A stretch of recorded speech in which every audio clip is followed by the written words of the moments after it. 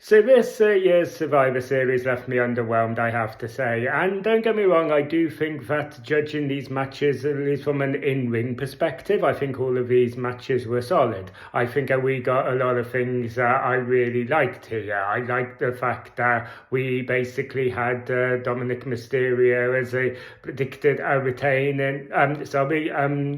reclaiming the Intercontinental title. But we had John Cena basically put everybody over with that. We had John Cena selling this. We had John Cena selling Liv Morgan's return. We had John Cena making Raquel Rodriguez and Roxanne Perez looking like these really badass threats.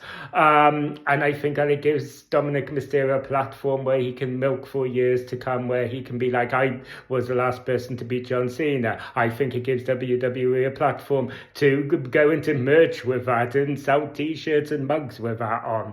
I think that there's Stephanie Valkyrie match where she retained was everything that it needed to be, and now we can look forward to all those enticing feuds I was talking about in my predictions video. That also the no Rhea Ripley, which I think would be a potential absolute banger worthy of an upcoming PLE like Royal Rumble or WrestleMania.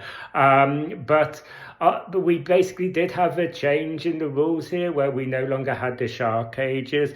And I mean, I don't think it's that big a deal, but I do think that we missed these opportunities where you could have had these really nice interactions within the shark cages as we've had previous years, especially when you have like the CM Punk, Cody Rhodes and Roman Reigns in that mix. I think there was a missed opportunity there.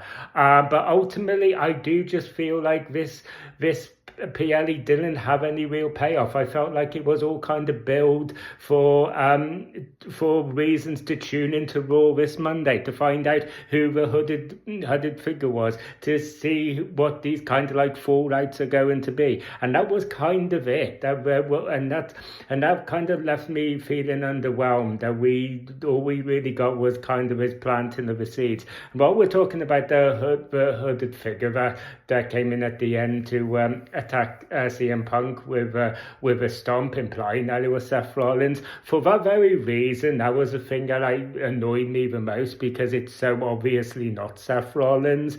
If I was to guess, I would say Austin Theory, but basically it was such an obvious misdirection, and it just kind of annoyed me a bit, because I felt it a little bit insulting that you were kind of like expecting us to buy in for 1 second that it could be Seth Rollins. So yeah, I just really felt underwhelmed by this.